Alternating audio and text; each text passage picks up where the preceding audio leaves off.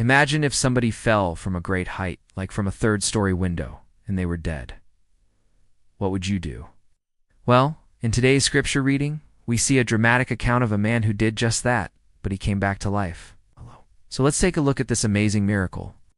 Paul was in Troas preaching to a group of believers late into the night. A young man named Eutychus was there, but he started to get sleepy. And so while Paul was still preaching, he leaned out of the window to get some fresh air, probably because he was so tired. But then he fell asleep. And when he did, he fell from the window and he died.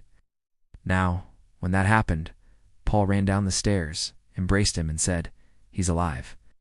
And so the crowd, they went from being overcome with grief to shouting for joy in just a few seconds. Because when they thought that Eutychus was just sleeping, they were very sad, right? They thought that he was going to die. But when Paul told them that he was actually alive, they were filled with great joy. You know, one of the things that I love about this passage is that it shows us that God can restore what seems to be lost. See, Eutychus had fallen from a great height. He was literally dead. But Paul, he didn't panic, simply embraced him and made a declaration. That declaration was, he's alive. Sometimes in our life, we're going to face situations where it's going to seem like things are lost forever. Maybe you lost your job. Maybe it's your health. Or maybe even your faith. But I want you to remember this, that whatever it is that you've lost, whatever it is that you're going through, Jesus still has the power to restore it. You may have to wait a while.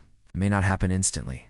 But I want you to trust in the fact that if you just hold on to God and you do and let go, that one day He will restore everything that's been lost.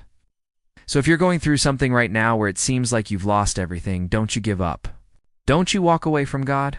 Instead, hold on to Him and believe in your heart that He's going to bring you back. Well, that's it for this episode, but before we go, I want you to know that you are amazing.